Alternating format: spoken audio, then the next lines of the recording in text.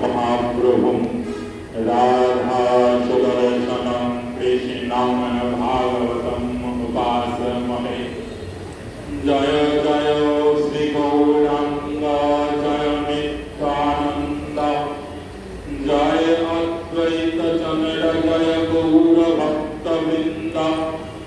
दक्षो प्रसादात् भगवद प्रसादो दक्षो प्रसादन्नगुति कुतोऽपि ध्यायं त्वं तस्यो दशस्तिसन्धं वन्दे गुरुश्रीचरणारविन्दं। महाप्रसादो जननी सर्वसौभाग्यवर्धिनी आदिलाभि हराणि तम तुलसी तम नमो नमस्तुते। आनन्दलीलामय विग्रहाय हेमाभदिवत्सवि सुन्दराय तस्मै महाप्रेमरसप्रदाय चैतन्यचन्द्राय नमो नमस्तुते।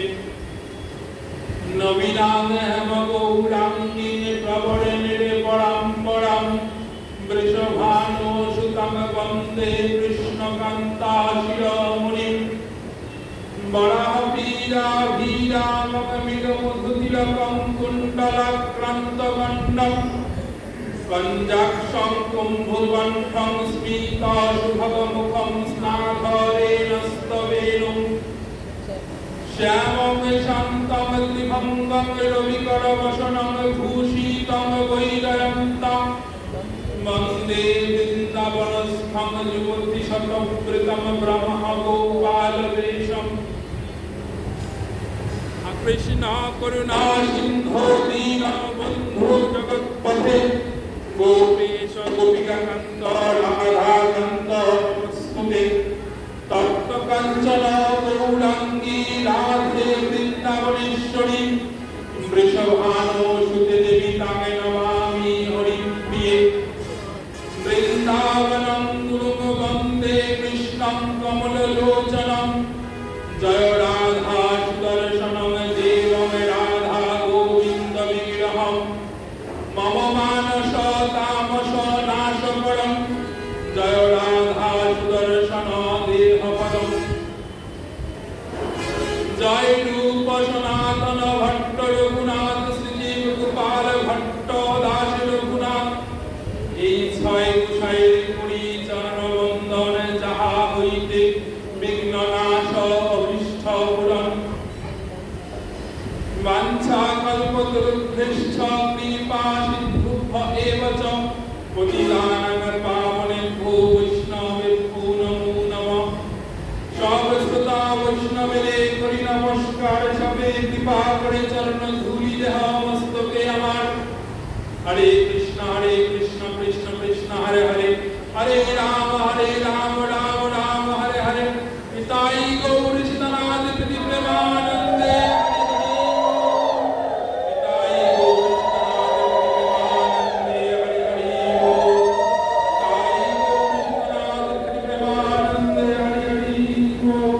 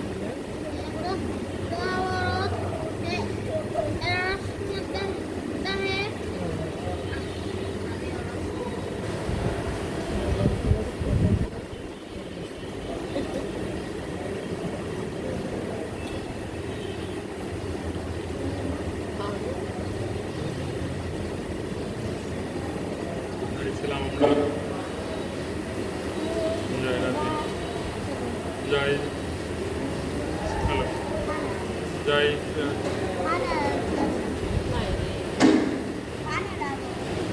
জয় শ্রীরাম।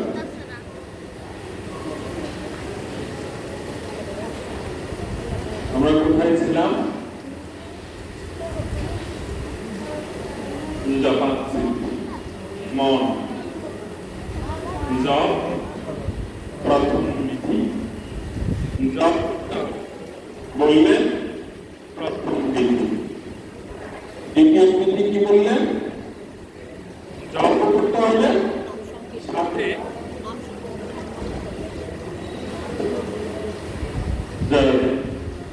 দ্বিতীয় বিধি বললেন জপ করতে হবে সাথে কীর্তন করতে। Hello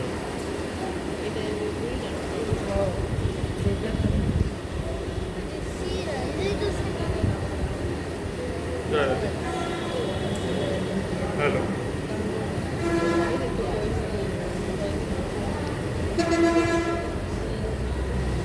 hello hello Radhe Radhe জয় জয় রাধে শ্যাম। আমরা ছিলাম একটা শ্লোকে।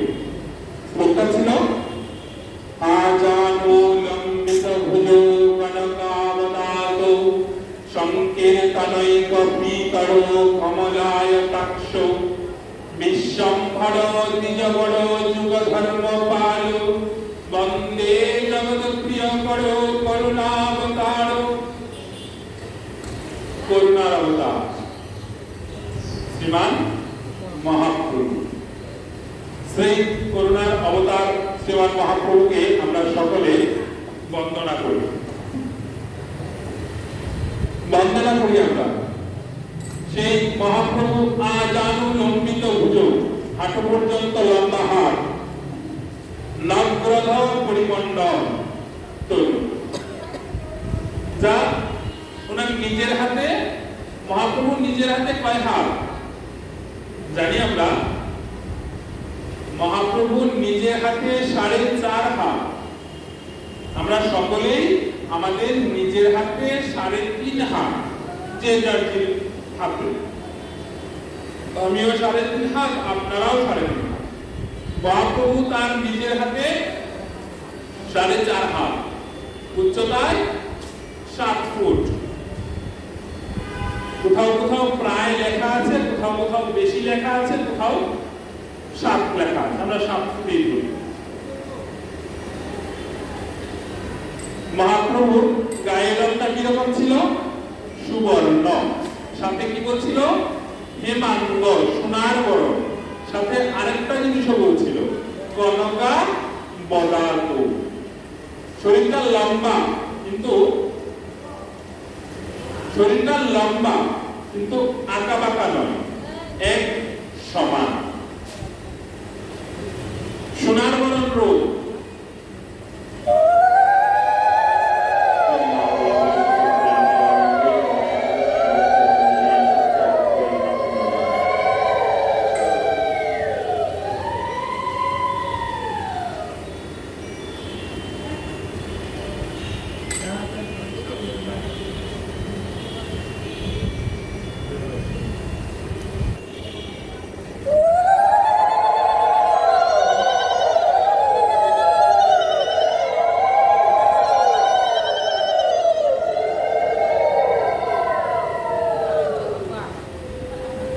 কনকা বদাত, কনক মানে সুন্দর, সোনা। হেমাঙ্গ মানে সোনার বর্ণ, মানে দুটোই সোনার বরণ বা সুন্দর বর্ণ। এখানে দুবার সোনার বর্ণ কেন বললেন?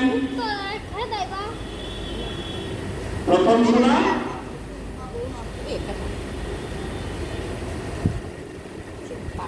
দুবার সোনার বর্ণ কেন বললেন? এখানে প্রথম সোনার বরণ শব্দের অর্থ হচ্ছে সুন্দর বর্ণ তথা কৃষ্ণ বর্ণ। নিরন্তর কৃষ্ণ নাম লহ ইতে বিধি নাহি গো আর। তাহলে দ্বিতীয়বার সোনার বরণ কেন বলছেন? যে দুবার কেন সুন্দর বর্ণ বা সোনার বর্ণ বা সুবর্ণ কেন বলল? প্রথমবার হচ্ছে কৃষ্ণ নাম, কৃষ্ণ শব্দ সুন্দর, নিরন্তর করো। দ্বিতীয়বার হচ্ছে নাম করো, মানে জপ, নামটা হচ্ছে জপের সাথে তুলনা, প্রথম বিধি। দ্বিতীয় বিধি উচ্চস্বরে আবার সেই সুবর্ণটাকেই বলো, মানে আবার সেই কৃষ্ণ নামটাকেই আবার বলো। তাই এখানে দুবার সোনার বর্ণ বলা হয়েছে, তাই দুবার বলা হয়েছে, একবার বলা হয় নাই। এই উত্তম বর্ণদ্বয়, দুইটা বর্ণ, কৃষ্ণ, দুইটা বর্ণ। এই কৃষ্ণ আমাদেরকে শেখাতে এসেছেন কে? মহাপ্রভু। এই কৃষ্ণ এবং কৃষ্ণ কখনো একত্রিত হয় নাই, মহাপ্রভু মাত্র এসেছেন। কৃষ্ণ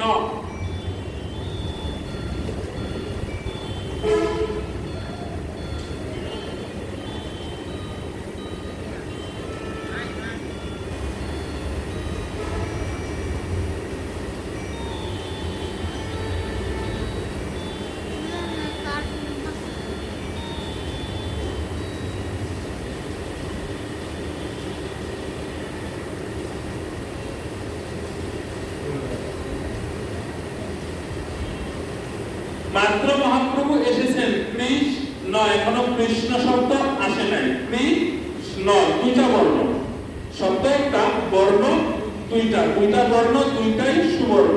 প্রথমটা হচ্ছে প্রথম বিধি, শুধু নিরন্তর জপ। দ্বিতীয়টা হচ্ছে দ্বিতীয় বিধি বা পরবিধি, জপ করতে হবে, সাথে উচ্চস্বরে সংকীর্তন করতে হবে। তাই দুইটাই সুবর্ণ তথা সুন্দর বর্ণ। তাহলে এই বর্ণ দুইটা কখন একটা শব্দ হবে? তখনই হবে যখন নিত্যানন্দ প্রভুর আবির্ভাব। এর আগ পর্যন্ত কিন্তু নাম হয় না। প্রভু বর্ণ নিয়ে এসেছেন, প্রথম দিন বললেন না এটা একটা বর্ণ।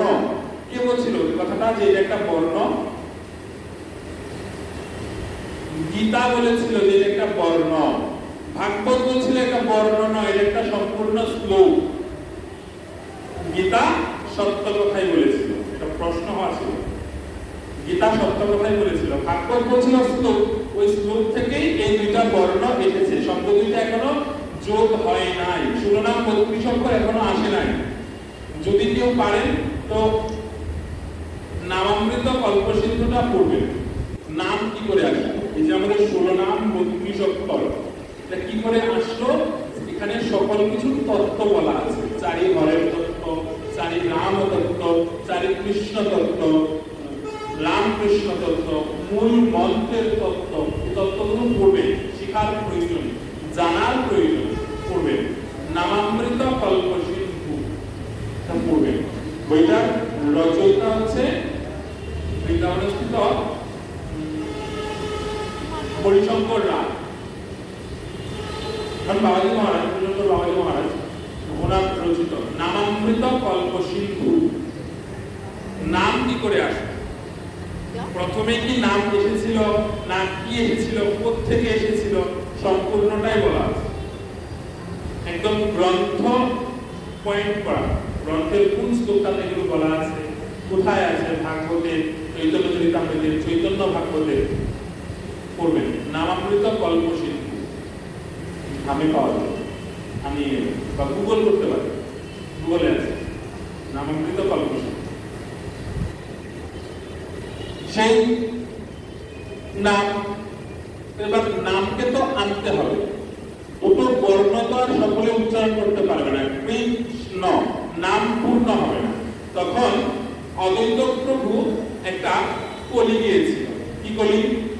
মুখে লইতে কৃষ্ণ নাম নাচে তুন্দ্র অবিরাম, আরতি বাড়ায় অতিশয়, নামে সু মাধুরী পাইয়া ধরিবারে নারে দিয়া, অনেক তুন্দ্রের বাঞ্ছা হয়, কি কইব নামের মাধুরী কেমন তো অমিয়া দিয়া, কে জানি কি করিল, ইহা কৃষ্ণ দু আখর করিয়া সাধন, আনন্দে আপনি আনন্দ গুণ বাড়ায়তা করণে, এ আনন্দ আনিল শ্রী নিত্যানন্দ ধাম। এই নিত্যানন্দ প্রভু আসলেন, নামকে যোগ করলেন, কৃষ্ণ একসাথে যোগ করলেন। নাম পূর্ণ হয় নাই, এখনো হরে আসে নাই, শুধু কৃষ্ণের যুগ হয়েছে, শুধুমাত্র দুইটা বর্ণের যুগ হয়েছে। এখানে একটু অন্যদিকে যেতে হয়। প্রশ্ন হতে পারে, তাহলে কৃষ্ণ কি আলাদা? তাহলে দুটো বর্ণ কেন একত্রিত ছিল না, আলাদা কেন ছিল? কৃষ্ণ এটা নাম হতে পারত একটা শব্দ প্রথম থেকেই, দুটো আলাদা কেন হলো? তাহলে কৃষ্ণের কি অন্য কোনো রূপ রয়েছে কৃষ্ণ সম্বলিত? যদি এরকম হয় তাহলে উত্তর হবে হ্যাঁ, কৃষ্ণ দুজন। কিভাবে? কংসের কারাগারে তিনি জন্মগ্রহণ করেছিলেন, ওনার হাত কটা ছিল? চতুর্ভুজাকৃতি বিষ্ণুদেব ছিলেন কংসের কারাগারে। ওদিকে নন্দালয়ে যে জন্মগ্রহণ করেছিল তার হস্ত কয়টা ছিল? তার দু হাত ছিল, তার দুই হাত ছিল। কংসের কারাগারে যিনি জন্মগ্রহণ করেছিলেন তার হাতে কি চক্র ছিল না? নন্দালয়ে জন্মগ্রহণ করেছিলেন তার হাতে চক্র ছিল। সুদর্শন কার হাতে ছিল? নন্দালয়। এখানেই তো সমস্যা। শুধুমাত্র একজন অস্ত্র চক্র নিয়ে জন্মগ্রহণ করেছেন নন্দালয়ে, দ্বিভুজ, দুইটা ভুজ, দুইটা বাহু। চার বাহুতে চক্র ছিল না, চার বাহুতে অন্যান্য সকল অস্ত্র ছিল। বলা হয় আমাদের শঙ্খ চক্র গদা পদ্ম, শঙ্খ চক্র গদা পদ্ম, চক্র ছিল না। যখন দুজনকে একসাথে রাখা হলো, ষড়ভুজ দ্বিভুজে হলো, একত্রে যুগ হয়ে গেল। তাই এই কৃষ্ণ আলাদা, পরে নিত্যানন্দ প্রভু এসে যোগ করলেন। কৃষ্ণের যুগ হলো, একে নামেরও যুগ হলো। মাত্র কৃষ্ণ আসলেন, তারপর হরে থেকে আসলেন। এখন বললেন মহাপ্রভুর লীলার ভিতর থেকে চলে যেতে হয় আমাদের নামের দিকে, নামের দিকে আগাতে হয়। এগুলো আমাদের জানা দরকার, এগুলো আপনাদের আরো বেশি জানার কথা ছিল। অবশ্যই আপনারা জানেন, বলছেন না, দিদিরা সব জানে।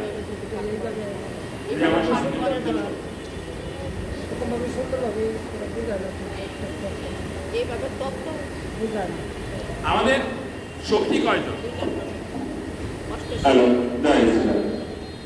অষ্ট প্রধান শক্তি। এর মধ্যে সব থেকে কনিষ্ঠকে,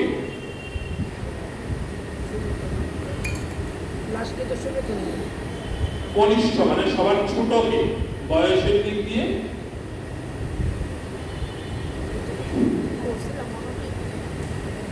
বলো, নামগুলো বলো। ললিতা, বিশাখা, চিত্রা, চম্পকলতা, তুঙ্গবিদ্যা, রঙ্গদেবী, সুদেবী, সবার লাস্টে গিয়ে পড়লো একজন আগে আসবেন, সপ্তমে গিয়ে সুদেবী, উনি সর্বকনিষ্ঠ, সর্বকনিষ্ঠ।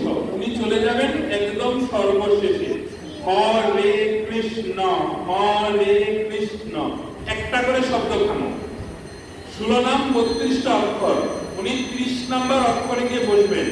30 নাম্বার অক্ষরে কি আসতেছে? হরে রাম, রাম রাম, হরে। 30 আসতেছে রে। এই রেতে গিয়ে সুদেবী বসবেন সর্বপ্রথম স্থান। এই যে আমরা রাস পূর্ণিমা করি, যাদের কুঞ্জ রাস হয়, কারো কারো চাক রাস হয়, কারণ সেবাটা কুঞ্জ ভিত্তিক, কারোরটা চাকের মতো করে বসানো হয়, চাক ঘোরানো হয়, যে যেরকম করে। আমার কুঞ্জ রাস। এবার কুঞ্জে এই যে আমরা অষ্টসখীকে রাখি, এখন আমরা সখী রাখি না, চিত্রপট বিগ্রহ রাখি, বানানো হয় না মূর্তি, এমনি চিত্রপট রেখে করে ফেলি। এবার চিত্রপট যে রাখি আমরা ভুল করি না সঠিক করি। তাদের বসার স্থান রয়েছে, একজনের স্থানে আপনি আরেকজনকে বসাতে পারবেন না। 8 জন সখীর চেহারা কি একই রকম? কিন্তু চিত্রপটে সব একরকম। তাহলে চিত্রপট থেকে বুঝবো কি করে? এর জন্যই আদি চিত্রপট গুলো খুঁজে বের করবেন। আদি দেখবেন একজনের সাথে আরেকজনের চেহারা মিল নাই। মিল নাই, চেহারার কোনো মিল নাই। আমি আজকে মন্দিরে গিয়েছিলাম, একটা জিনিস দেখতে খারাপ লাগলো আমার। এত বড় মন্দির, দোষ আমাদের, আমি এখানে অন্য কাউকে দোষ দেবো না, দোষ আমাদের। পঞ্চদত্ত আছে, তিলক চিহ্নগুলো খেয়াল করবেন তো, 5 পরিবারের তিলক চিহ্নগুলো কি সঠিক কিনা খেয়াল করবেন, রংগুলো সঠিক কিনা। তাহলে দিদিরা, আমার বয়োজ্যেষ্ঠ দিদিরা, আপনারা বলতেছেন কি লাভ, কি লাভ দিদি? এগুলো আমার দিদিরা থাকতে কেন এগুলো এখন ঠিক হলো না? এগুলো আগামী বছর যখন প্রতিমা করা হবে ঠিক করে নেবে। যদি না পারো তাহলে আমার একটু স্মরণ করবে, ভাইয়ের একটু স্মরণ করবে, স্মরণ করবে কোন দেবতার কি রং। পঞ্চদত্তের 5 জনের কিন্তু 5 রকম রং হয়, 5 রকম বস্ত্র হয়।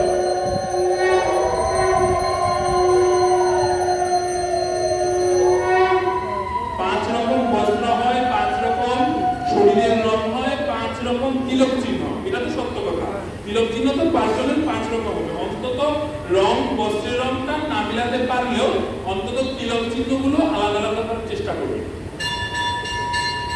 এটা মাথায় রাখবেন, না হলে হবে না। তো যদি সেবা হয় 9 দিনের যে সেবাটা হয়, কি করে আসবেন আপনি? আপনাকে অঙ্গ প্রতিষ্ঠা করতে হয় না? প্রাণ প্রতিষ্ঠা না করলে কি মহাপ্রভু এসে পড়বেন এখানে? গঙ্গা আহ্বানে করে আপনি নিমন্ত্রণ করে আসবেন গঙ্গা মাতার মাধ্যমে। নিমন্ত্রণ তো আমরা সবাইকেই করি, এখানে বসেও তো নিমন্ত্রণ করা যাবে। নিমন্ত্রণ করলে কি মহাপ্রভু এসে পড়বেন? ডাকার মতো ডাকতে হবে, প্রাণ প্রতিষ্ঠা করতে হবে অন্তত 7 দিনের জন্য। যেহেতু 72 প্রহর নাম, 72 প্রহরই তো হয়, 72 প্রহর নামে কেন প্রাণ প্রতিষ্ঠা হবে না? প্রাণ প্রতিষ্ঠা করলে তিলক চিহ্ন ছাড়া প্রাণ প্রতিষ্ঠা কিভাবে করবেন? আটকে যাবে, রাস্তা তো বন্ধ। আরেকটা জিনিস আমাদের ভুল, আপনারা কষ্ট পাবেন না। এই যে আমি দেখলাম এখানে 2 জন দিদি বয়সের লোক সকলকে তিলক করাচ্ছেন, কেউ কাউকে তিলক করাবেন না কেন? আপনি যে আসবেন আমাকে তিলক করাইতে, আমার কি পরিবার আপনি কি জানেন? আপনি কেন আমাকে তিলক করাবেন? আমার মন্দির আমি স্থাপন করব, আমার মন্দির কিরকম হবে সেটা তো আপনার জানার কথা না। আপনি সাইডে দিয়ে সমস্যা নাই, কেন আমাকে সাইডে দেয়নি, দিদিদেরকে সাইডে দেয়নি? আমি 5 মিনিট একটু অন্যদিকে আলোচনা করছি, আপনাদের ভালোর জন্য বলছি। যে প্রশ্নগুলো হয়, এই প্রশ্নগুলো করে,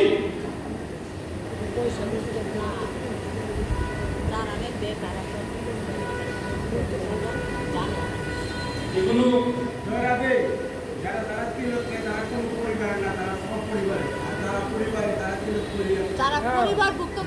ঠিক আছে। এমন অনেক জায়গায় হয়, আমি আমার কথা বলছি, সবসময় আমি তিলক করতে পারি না কেন? আমার বাইরে 10 জনের সাথে চলতে হয়, 10 পরিবারের বন্ধু, 10 ধর্মের বন্ধু হতে পারে।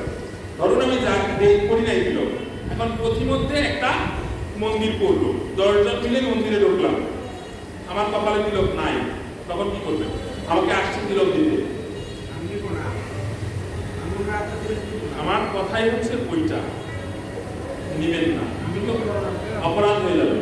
আর যারাই তিলক করবেন, অন্তত যারা যারা অবশ্যই দীক্ষিত আমরা সবাই, গুরুদেবের কাছ থেকে নিজের পরিবারের নাম জেনে নেবেন, কোন পরিবার, কোন সখীর আনুগত্যে ভজন, তিলক চিহ্ন কি, এবং নিজের সেবিত বিগ্রহ।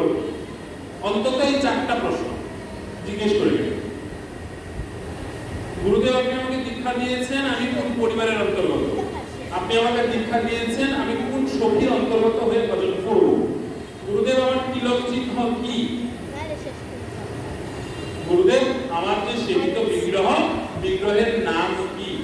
আমার সেবিত বিগ্রহ আর দিদি সেবিত বিগ্রহ এক হবে না। পরিবার আলাদা, সেবিত বিগ্রহ আলাদা, তিলক চিহ্ন আলাদা, সখীও আলাদা হবে। আমি অদ্বৈত পরিবার, বিশাখা সখীর অন্তর্গত, মদন মোহনের ভজনশীল সেবিত বিগ্রহ, অসত্য বট পত্র তিলক চিহ্ন।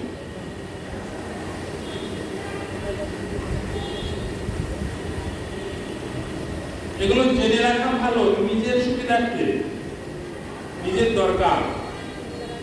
যেখানে ছিলাম রাসস্থলীতে, রাসকুণ্ডে ছিলাম। এই যে 16 নাম 32 অক্ষরে মাত্র কৃষ্ণ যুগ হলো। প্রথম হরে, প্রথম থেকে আসি, প্রথম হরেতে বিশাখা সখী বলবেন হর।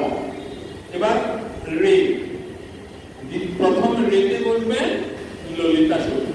দুজন চলে গেল। 30 নম্বরে কে বসছেন? সুদেব। হরে রাম রাম রাম হরে, ওই হয়ের মধ্যে গিয়ে সুদেবী বসবেন। 29 নম্বর। 30-এ গিয়ে বসবেন অষ্টমীকে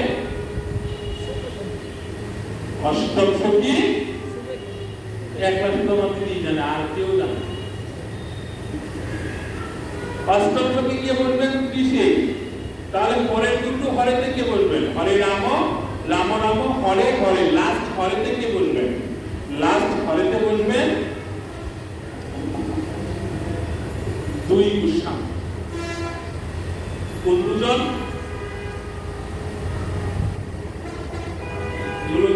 জানেন না?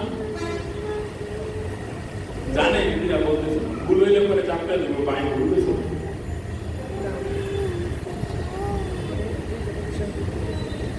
সরগোস্বামীর সর্ববড় কে? সবথেকে বড় জয়রূপ সনাতন। তার সবার লাস্ট কে? ভট্ট রঘুনাথ, শ্রীজীব গোপাল ভট্ট, দাস রঘুনাথ। রূপ সনাতন আর দাস রঘুনাথ এই দুইজন গিয়ে বলবেন সর্বশেষ। কোথায়? বিশাখা তো হয়ের উপরে বসবেন, ললিতা রয়ের উপরে বসবেন। এবার গোস্বামীরাও কি হয় এবং রয়ের উপরে বসবেন? না, হয় এবং রয়ের নিচে বসবেন। কেমন করে বসবেন? হাত দুখানা পূর্ব শিরা এবং উত্তর শিরা হয়ে। রূপ সনাতন পূর্ব শিরা, দাস সনাতন দাস রঘুনাথ উত্তর শিরা। এই আমাদের দুই দিক। এই সম্পূর্ণ হরে কৃষ্ণ নামে আমাদের 10 দিকের বর্ণনা রয়েছে। কেন আমরা পূর্ব এবং উত্তর দিকেই সবকিছু করি? মন্দিরগুলো আমাদের কেন পূর্ব এবং উত্তর দিকে, অন্য কোনো দিকে নয় কেন? কেন আমাদের ঈশান কোণটাই শ্রেষ্ঠ? কেন? গ্রন্থে পাইছি, ভালো কথা, গ্রন্থে পাইছি, মানলাম গ্রন্থের কথা সর্বশ্রেষ্ঠ। কেন? প্রশ্ন হতে পারে না? আরো 9টা দিক তো রয়েছে। 9টা দিক কি ছোট? সব থেকে বড় দিক তো হচ্ছে নৈরিক কোণ। নৈরিক কোণ হচ্ছে সব থেকে বড় কোণ। বড় কোণটা বাদ দিয়ে মাঝারি কোণ, ঈশান কোণ, এটাকে কেন সর্বশ্রেষ্ঠ ধরা হলো? প্রশ্ন হয় না? এগুলো জানতে ইচ্ছা করে না? আমি তো এখানে বসে বসে দেখি ম্যাক্সিমাম দিদিরা ঘুমাচ্ছে।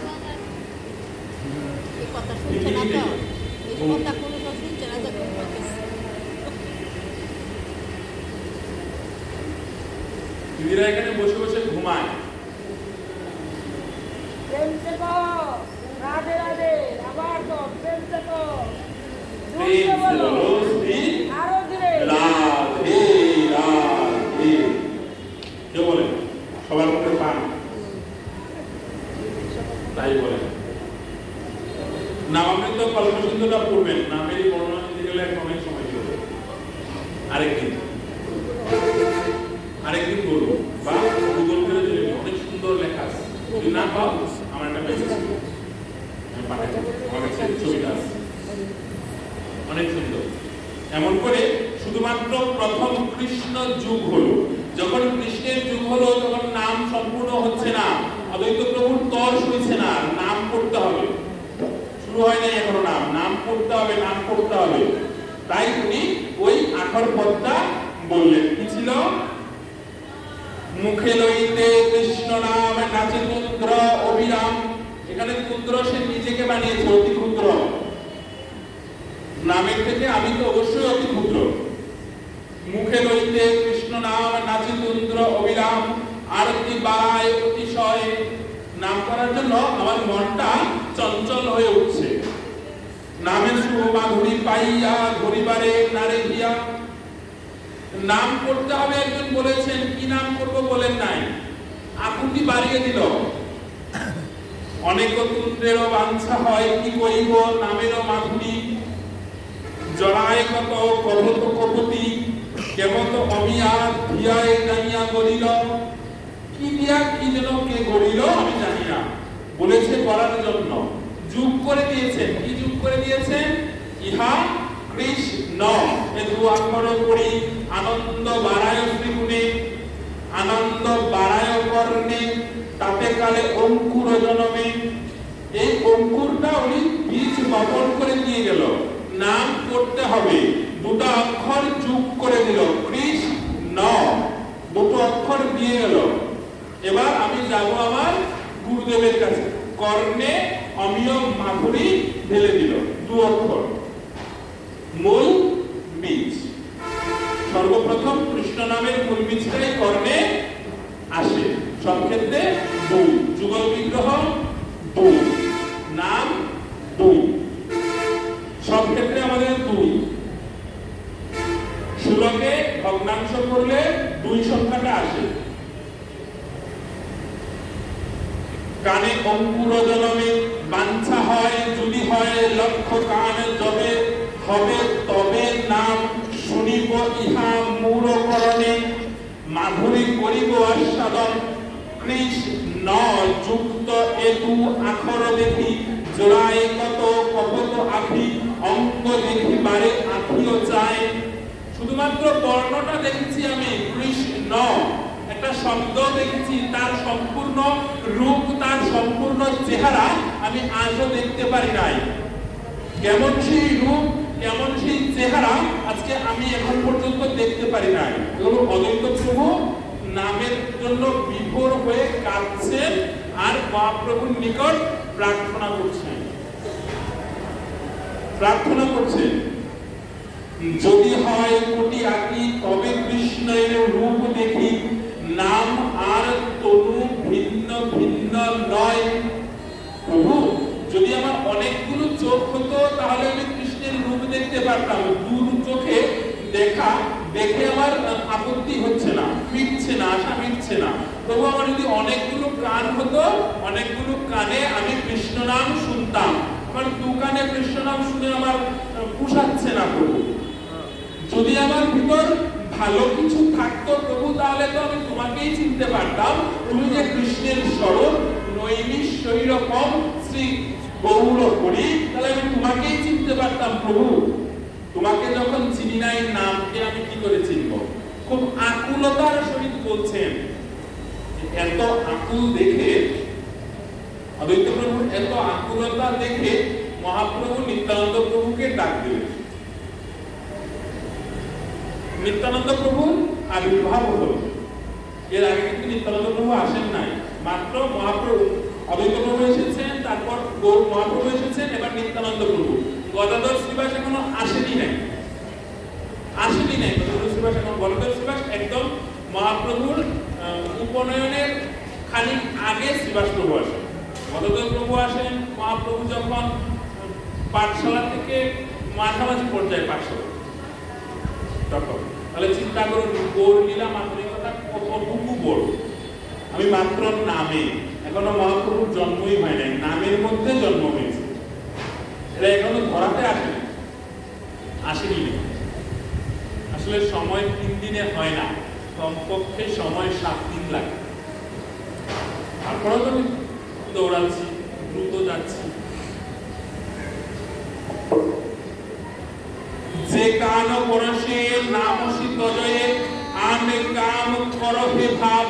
আমি সংসারে প্রভু আপনি আমাকে পাঠাবেন বা পাঠিয়েছেন, যে কাজের জন্য পাঠিয়েছেন প্রভু আমি সে কাজ করছি না। আপনি আমাকে পাঠিয়েছেন নামকে তৈরি খুঁজে বের করার জন্য, আর আমি এখানে এসে আন কাম করছি। যে কামের জন্য পাঠিয়েছেন সে কাম করছি না। এখানে কাম মানে কাজ, গ্রামের ভাষায় কাজকে কাম বলা।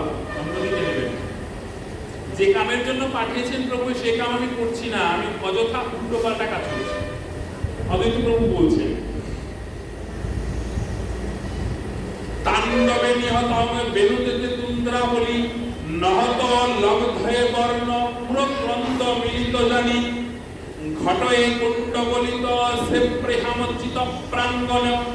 প্রভু তুমি আমাকে একটা প্রাঙ্গণ করে দিয়েছ, যে গণ্ডির সীমা, প্রাঙ্গণ একটা সীমানা দিয়ে দিয়েছেন, এই সীমানার মধ্যে নামকে তোমার আনতে হবে। প্রভু এই সীমানা খুঁজে আমি পরিশ্রান্ত হয়েছি, ক্লান্ত হয়েছি, আমি এই সীমার মধ্যে নামকে খুঁজে পাচ্ছি না প্রভু।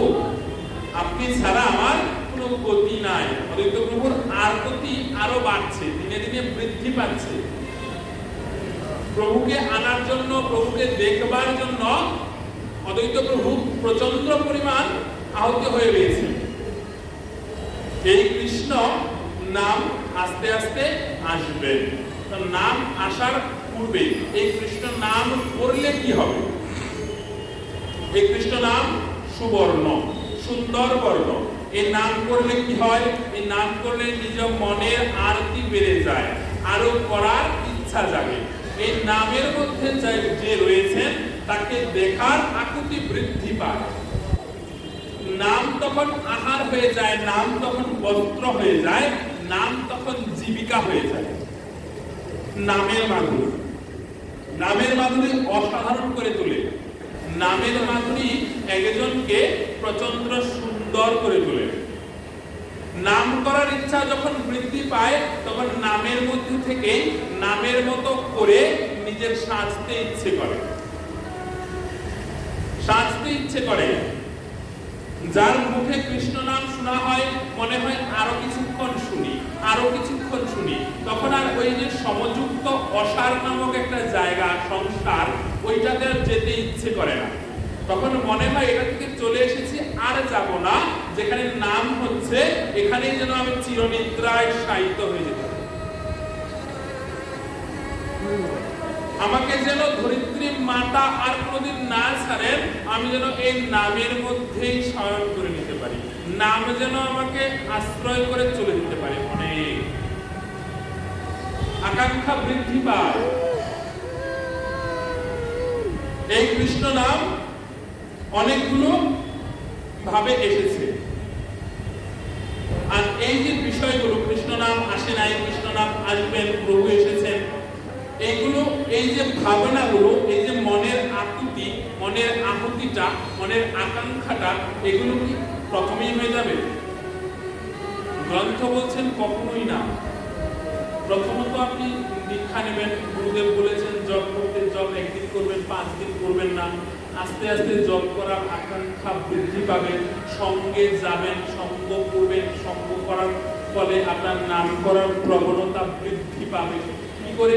দেখবেন যে আপনিও একজনের বাড়িতে থাকেন, দিদিও একজনের, একই সাথে একই বাসায় থাকেন।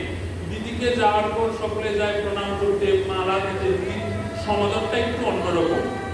আপনার সমাদর মুটেই না, তখন আপনার একটু হিংসা হবে। ব্যাপার কি? ওনাকে একটা সম্মান করে, আমার সম্মান নাই কেন? কারণ দিদির পকেটে একটা টিকিট রয়েছে, সে টিকিট দিদি প্রতিদিন তিলক করে। দিদির কণ্ঠে তুলসী মালা রয়েছে, দিদি প্রতিদিন জপমালায় নাম জপ করে। 8 বার হোক, 5 বার হোক, 1 বার হোক, বা করেন না, তবু মালাটা সাথে রাখে, দেখানোর জন্য হলো। তাই দিদির এত আদর, এত ভালোবাসা। আমি একদিন করে যাই তো দেখি আমাকে করে কিনা। আকাঙ্ক্ষা বৃদ্ধি পাওয়া, দেখে দেখে লোভ হওয়া, দেখে দেখে লোভ হওয়া। আর এই লোভগুলো আস্তে আস্তে একটার পর একটা ধাপে ধাপে এগিয়ে যাবে, ধাপে ধাপে এগিয়ে যাবে। সর্বপ্রথম কি আসবে? সর্বপ্রথম আসবে না, সর্বপ্রথম কি আনা দরকার? আমাদের দীক্ষা নেওয়ার পূর্বে প্রয়োজন। এটা কি প্রয়োজন? শ্রদ্ধা। যার কাছ থেকে আমি নাম নিয়েছি, দীক্ষা নিয়েছি, গুরুদেব, উনি আমাকে কর্ণে যা দিয়েছেন আমার কাছে তাই শ্রেষ্ঠ। দ্বিতীয় কোনো কথা হবে না, এটা কোনো কম্প্রোমাইজ হবে না। উনি আমাকে যা দিয়েছেন, উনি আমাকে একটা নাম করতে দিয়েছেন, ধরুন যা খুশি, আমি বিশ্বাস করব ওই মন্ত্রে বা ওই নামে আমার উদ্ধার হয়ে যাবে। গুরুদেব বলেছেন, গুরুমুখের বাক্য, কখনো মিথ্যা কথা হতে পারে না। গুরুদেব কখনো মিথ্যা কথা বলতে পারেন না। গুরুদেব কখনো মিথ্যা আচরণ করতে পারেন না। উনি আমাকে যা দিয়েছেন আমি তাই সাথে নিয়ে সেটার উপর আশ্রয় করে শুরু করব। এবার আমি প্রাইমারি স্কুলের না একদম নার্সারি শ্রেণীর না হাই স্কুলের না ভার্সিটির, এটা আমার গুরুদেব দেখবেন, আর অন্য কারো দেখার প্রয়োজন নাই। অন্য কারো কমপ্লিমেন্ট আমি শুনবো না। কথা শেষ। প্রথম আদর শ্রদ্ধা, তত সাধু সঙ্গ। যতটুকু পরিমাণ আপনি শ্রদ্ধা করবেন আপনার সঙ্গের পরিমাণ ততটাই বৃদ্ধি পাবে। আদর শ্রদ্ধা তত সাধু সঙ্গ তত ভজন ক্রিয়া। যতটা শ্রদ্ধা করবেন সাধু সঙ্গে ততটাই যেতে পারবেন। সাধু সঙ্গে যাওয়ার আকাঙ্ক্ষা উৎকণ্ঠা বৃদ্ধি পাবে। যত সাধু সঙ্গ করবেন তত আপনার ভজনের প্রতি আকৃষ্টতা বৃদ্ধি পাবে। যে অমুক দাদা বা অমুক কাকাকে দেখেছি সারা দিন নাম করেন, আমি 1 ঘন্টাও করতে পারি না, আমি সারাদিন না পারি 2 ঘন্টা করবো। আদর শ্রদ্ধা তত সাধু সঙ্গ তত ভজন ক্রিয়া তত অনর্থ নিবৃত্তি। যত আপনি ভজনের দিকে অগ্রসর হবেন দেখবেন আপনি আজে বাজে সময় কোথাও নষ্ট করার সময় পাচ্ছেন না, বাড়তি কথা বলার সময় কোথাও পাচ্ছেন না। আদর শ্রদ্ধা তত সাধু সঙ্গ তত ভজন ক্রিয়া তত অনর্থ নিবৃত্তি। রুচিনাদ তত, যত অনর্থ নিবৃত্তি হবে, শ্রদ্ধা আসবে, ভজন ক্রিয়া হবে, সাধু সঙ্গ হবে, তত এই নামের প্রতি করার আকাঙ্ক্ষা বৃদ্ধি পাবে। নাম করতে ভালো লাগবে, নামের প্রতি নিজের মোহ জাগ্রত হবে। রুচিনাদ তত, তত নিষ্ঠা, যত রুচি বাড়বে নিষ্ঠার দিকে তত এগিয়ে যাবেন। আজকে মালাটা ভগবানের জন্য যেমন করে গড়েছেন, তৈরি করেছেন, আগামী 2 দিন পর মালাটা একটু অন্যরকমই হবে। আজকে মালাতে চন্দন দেওয়ার পর মালা থেকে সুগন্ধ হয়েছে, 2 দিন পর চন্দনের প্রয়োজন নাই। মালা গাঁথার সাথে সাথে মালা অটোমেটিক তার নিজের রূপে চলে যাবে, সুঘ্রাণ দিতে আরম্ভ করবে। তত নিষ্ঠা, নিষ্ঠা যত আসবে আপনি তত দ্রুত ভগবত কৃপা লাভ করবেন। সেখানে এবার গুরুত্ব কয়টা সিঁড়ি হলো? আদর শ্রদ্ধা তত সাধু সঙ্গ তত ভজন ক্রিয়া তত অনর্থ নিবৃত্তি, রুচিনাদ তত তত নিষ্ঠা। এই 6 সিঁড়ি। সর্বশেষ ভগবত কৃপা, এই 7ম সিঁড়ি। এই 7টা সিঁড়ি আমাদেরকে অতিক্রম করতে হয়, তবে গিয়ে আমি আমাকে বলতে পারবো আমি একজন বিশুদ্ধ সেবক হয়েছি মাত্র, আমি আমার গুরুদেবের দাস হয়েছি মাত্র, তবে গিয়ে বলতে পারবো। এর আগে এটা বলার অধিকারও আমার নাই। আর আমি আজকে দীক্ষা নিলাম, কালকে কালো তিলক করলাম, পরশুদিন জপের মালা একটা হাতে নিলাম, নিয়ে বের হয়ে আমি নিজের ঢোল নিজে পিটাচ্ছি যে আমি অনেক বড় সাধু, আমি অনেক বড় বৈষ্ণব। বলছি কিনা দিদি? কথা সত্য কিনা? অবশ্যই বলছি, অবশ্যই বলছি। যেগুলো বলা মোটেই ঠিক না। আমি আমার নিজেকে নরকীটের সাথে তুলনা করব, তবে গিয়ে আমার ভজন ক্রিয়া তৈরি হবে। আমি আমাকে তুলনা করব একদম নিকৃষ্ট প্রাণীর সাথে, নরকের কীটের সাথে। আমাকে যদি বৈষ্ণবের দীক্ষা দিতেই হয়, বৈষ্ণব শিক্ষায়, তবে আমাকে আগে করতে হবে তৃণের মতো, ঘাসের মতো, যে কিনা মানুষজন পা দিয়ে মর্দন করে তবুও ঘাস কিছু বলে না, আবার মাথা উঁচু করে নিজ মহিমায় দাঁড়িয়ে যায়। আমাদের ক্ষেত্রে উল্টো। আজকে একটা কথা বলে গিয়ে দেখুন, আপনাকে পেছন থেকে নামার সময় পাবো না, তার আগেই বুঝতাম ঘর বসাই আমার এই কথা বলছি, হবে কিনা? তাই হবে, কিন্তু গ্রন্থ তা বলছে না।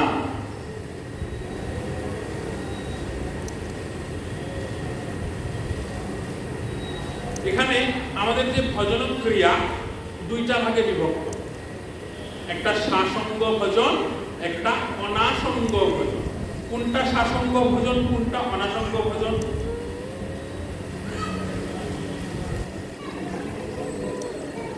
তিলক পড়ছি সাদা অথবা কালো, কণ্ঠে মালা নিয়েছি, হাতে জপের মালা নিয়েছি, সব ঠিক আছে, মালা শুরু করলাম, কিন্তু মনটা পড়ে রইল দুপুরবেলা যে খাইছি, পেটটা তো ব্যথা করছে, কোমরটা তো ব্যথা করছে।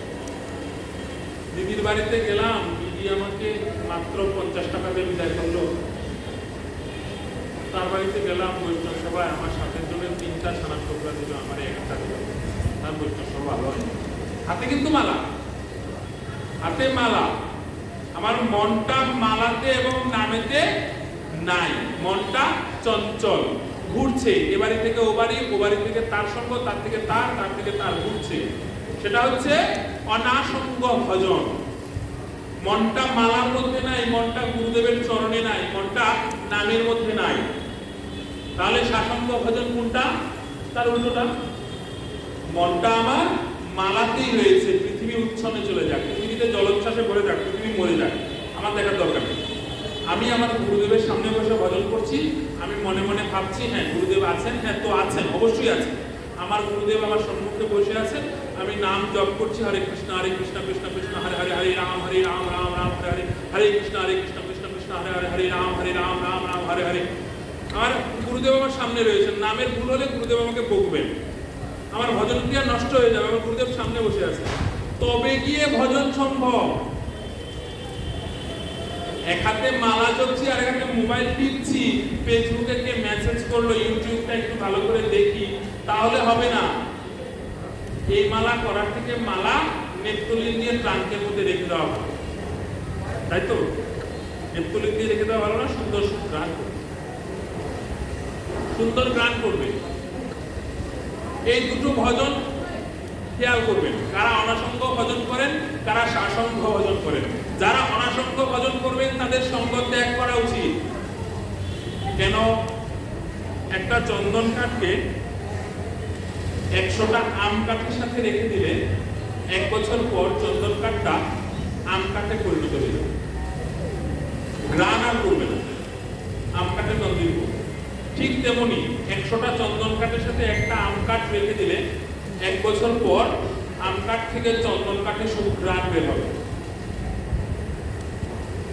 এবার আপনি বুঝে নিন আপনি কি করবেন। আমি যতটুকু পেয়েছি আমার গুরুদেবের কাছ থেকে, অনাসঙ্গ ভজনে আমার তা নষ্ট হয়ে যাবে, এটা নষ্ট করার অধিকার কারণ নাই, আমি নষ্ট হতে দেব না। যদি আর না পাই, এ জন্মে যদি আর না পাই গুরুদেব, গুরুমুখের সেই কর্ণে অমৃত সুধা যা দিয়েছিল তা যদি আর কোনদিন না পাই, গুরুদেবকে যদি আর না পাই কোনদিন, গুরুদেব যদি রুষ্ট হয়ে যান, তোকে দিলাম তুই রাখতে পারলি না।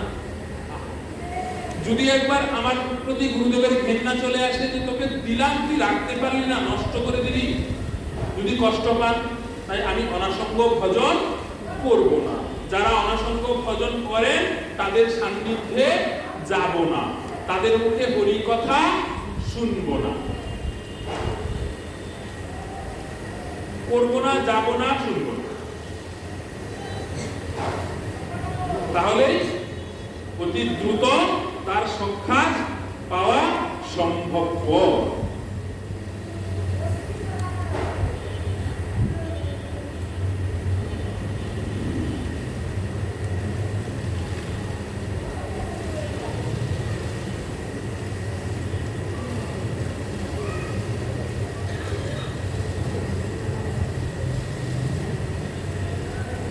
তাহলে আমাদের ভজন হলো 2টা, মাত্র নাম আসলো, আমরা 3 জন সখীকে বসালাম। তাহলে এবার আমাদের মনের যে 5টা অবস্থা বলেছিলাম, কি কি? ক্ষিপ্ত, বিক্ষিপ্ত, একাগ্র,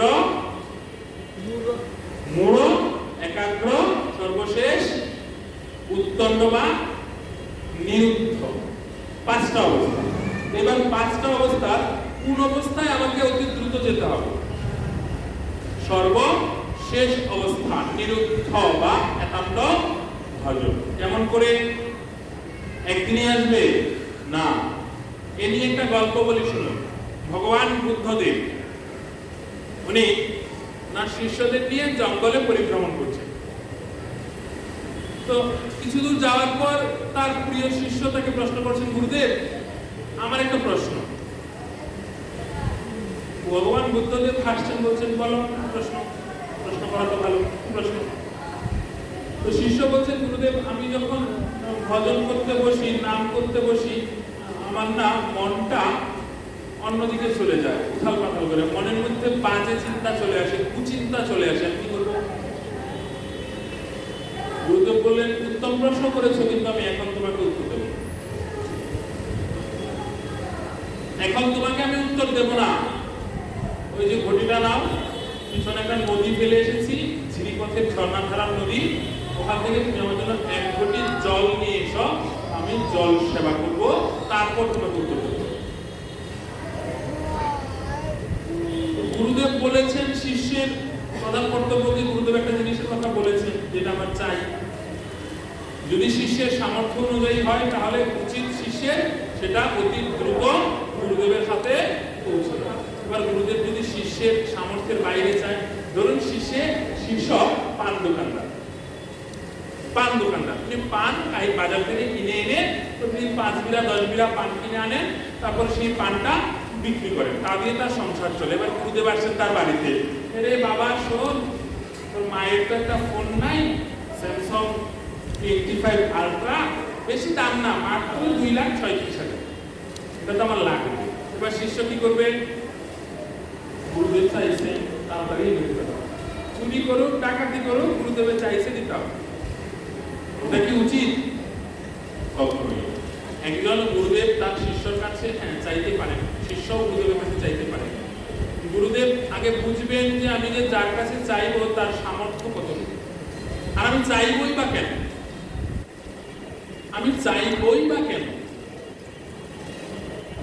আমি শিষ্যের মনে ভজনটা এমন জায়গায় পৌঁছে দেব যে আমি মনে মনে মনে করার পূর্বেই শিষ্য আমার বুঝে যাবে যে গুরুদেবের এই জিনিসটা এখন প্রয়োজন, চাওয়ার দরকার।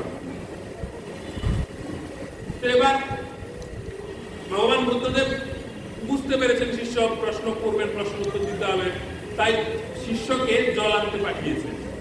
এবার শিষ্য নদীতে ঝিরিপথে গেল জল আনতে, গিয়ে দেখছে যে জলটা যে নেবে, জলটা ঘোলাটে। কেন? কিছু দূর দূরে দেখা যাচ্ছে ঘোড়ার পাল, ঘোড়াদ্বয় মনে হয় ওই ঝিরিপথটা অতিক্রম করেছে, তাই ঘোড়ার ঘুরে ওই জলটা ঘোলাটে হয়ে গেছে, ময়লা জল আসছে। শিষ্য ভাবছে গুরুদেব সেবা করবেন, হয়তো বা ময়লা জল করে সেবা করবেন, আমি একটু অপেক্ষা করি, পরিষ্কার জল আসলে আমি গুরুদেবের জন্য নিয়ে যাব। এবার শিষ্য অপেক্ষা করছেন, ময়লা জল, নদীর স্রোত রয়েছে ঝিরিপথে, এই স্রোতে গিয়ে বসে আছেন। ময়লা জল চলে গেল, পরিষ্কার জল আসলো, পরিষ্কার জল আসার পর উনি পরিষ্কার জল নিয়ে গুরুদেবের কাছে গেল।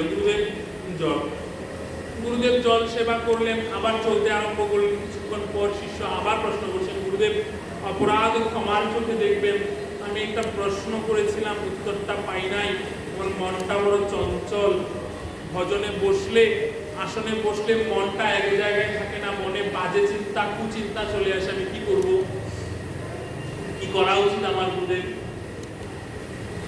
এবার গুরুদেব হাসছেন, হেসে বলছেন, বাবা তুমি উত্তর পাও নাই, এখনো উত্তর পাও নাই। শিষ্য বলছে, শিশু তো অবুঝ, না গুরুদেব পাই নাই, আমি উত্তর এখনো পাই নাই। গুরুদেব মুচকি মুচকি হাসছেন। এবার আমার কথা হচ্ছে, দিদি আপনারা পেয়েছেন উত্তর? বাজে চিন্তা কুচিন্তা আসলে কি করা উচিত? উত্তর পেয়েছেন?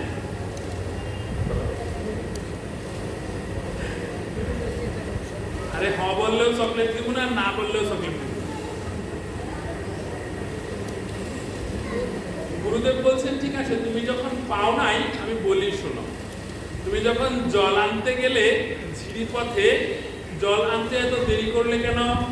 গুরুদেব জলটা অপরিষ্কার ছিল, ঘোড়ার ঘুরে জলটা ময়লা হয়ে গিয়েছিল, তাই ওই ঢেউয়ে যেন, স্রোতে যেন পরিষ্কার জল আসে, তাই অপেক্ষা করছিলাম। স্রোতের করে যখন পরিষ্কার জল আসলো, আমি পরিষ্কার জলটা এনে আপনাকে দিলাম। তা তুমি কি করেছো? গুরুদেব অপেক্ষা করেছি। আরে বোকা, তুমি যখন ভজনে বসবে, তুমি যখন তোমার আসনে বসবে জপ করার জন্য, নাম করার জন্য, তখন যখন তোমার মনে হাজার কুচিন্তা আসবে, বাজে চিন্তা আসবে, তুমি অপেক্ষা করবে। তুমি আসন যেন ছাড়বে না, আসন ছাড়া চলবে না। আসন আমি ছাড়বো না। আজকে 10 মিনিট বসেছি, কালকে 20 মিনিট বসবো, কালকে 20 মিনিট বসেছি, পরের দিন 1 ঘন্টা বসবো। আস্তে আস্তে অভ্যাস বৃদ্ধি করবে। আসন ছাড়বো না, গুরুচরণ ধরেছি, রক্ষা তুমি করবে গুরুদেব। আমি কিছু জানি না, মনের মধ্যে বাজে চিন্তা কুচিন্তা আসছে, গুরুদেব তুমি জানো, আমার মন থেকে বাজে চিন্তা কুচিন্তা দূর করার সমস্ত কিছুর দায়িত্ব তোমার। গুরুদেব আমার নিন্দা কিন্তু কেউ করবে না, আমি তোমার থেকে সংস্কৃত হয়েছি, আমি তোমার থেকে দীক্ষা প্রাপ্ত হয়েছি। তুমি আমার কর্মে যে অমৃত সুধা দিয়েছ, সেটা তুমি ইচ্ছা করে দিয়েছ, আমি জোর করি নাই, তুমি আমার ভালোর জন্যই দিয়েছ, মানলাম। তো এবার আমার যদি মঙ্গল না হয়, আমার মনে যদি বাজে চিন্তা কুচিন্তায় আসে, তাহলে তুমি কেমন গুরুদেব হে, তুমি তোমার শিষ্যের মনের কুচিন্তায় দূর করতে পারলে না? তুমি তোমার শিষ্যের মনের কুচিন্তায় দূর করতে পারলে না, কেমন গুরুদেব তুমি? সবকিছু আমি আমার গুরুচরণে সমর্পণ। যা হয় হবে, তুমি জানো, আমি কিছু জানি। বাজে চিন্তা আসছে, তুমি জানো, আমি জানি। আমার জানার দরকার নেই, আমার জানার কোনো প্রয়োজন নাই।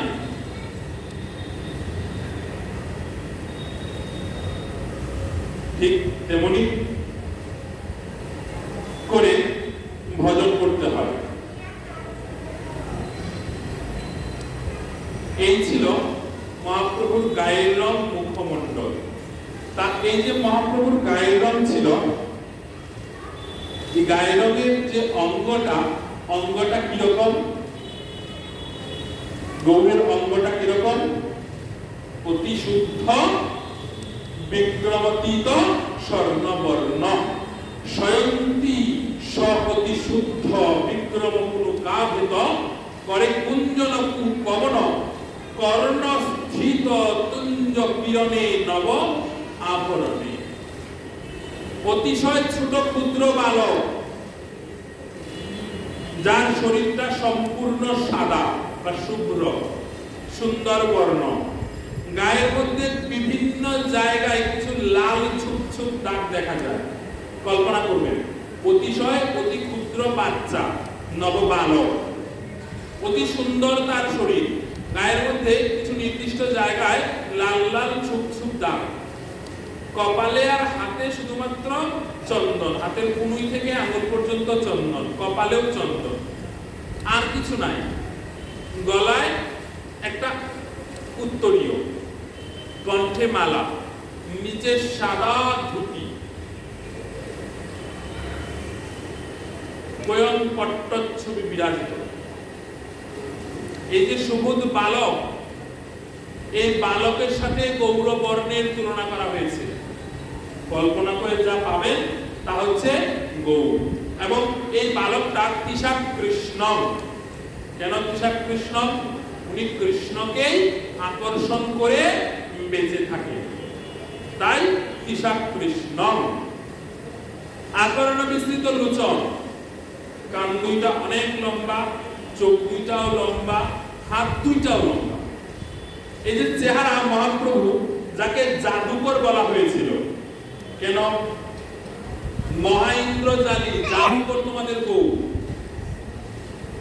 জাদুকর এই জন্য বলছেন যে বনপথে একটি ব্যাঘ্র করিয়াছে শয়ন, হঠাৎ একদিন প্রভুর লাগিল অঙ্গে তাহার সুচরণ।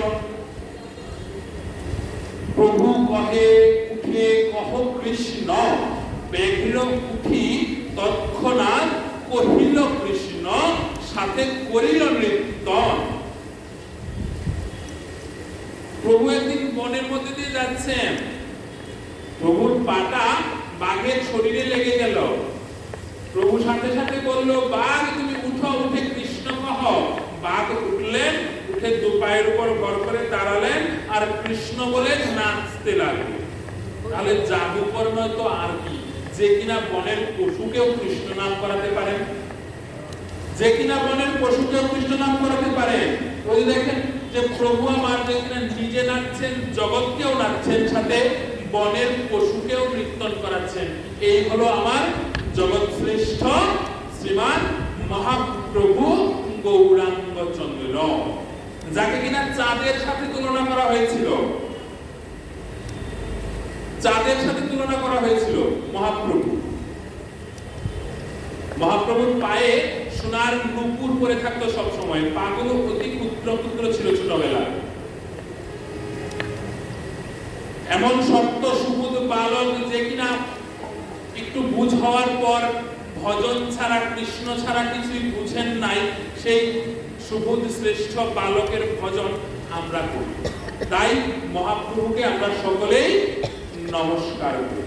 একটি নমস্কারে প্রভু, একটি নমস্কারে আমার সকল অহংকার লুটিয়ে পড়ুক তোমার চরণ তলে।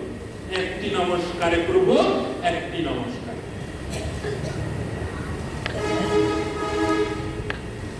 পদ্মলোচন সুন্দর না, প্রভুর নাকটা খুব সুন্দর, কর্নিশ বরাবর।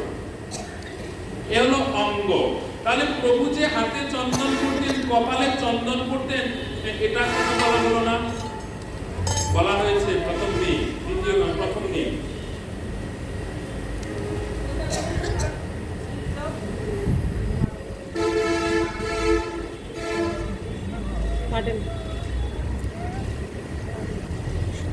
সুবর্ণ বর্ণ হেমাঙ্গ বরাঙ্গ চন্দনাঙ্গদি। বরাঙ্গ মানে বিশুদ্ধ অঙ্গ, যে অঙ্গগুলো খুব নাই। তাহলে এবার চন্দনাঙ্গদি, ওই যে অঙ্গের মধ্যে চন্দন পড়েন, চন্দন অঙ্গ দি, চন্দনাঙ্গদি। এবার কি চন্দন মহাপ্রভুর সব থেকে পছন্দ? বাজারের সাধারণ চন্দন? কি চন্দন? তাহলে আমরা যে দেই বাজারের সাধারণ চন্দন,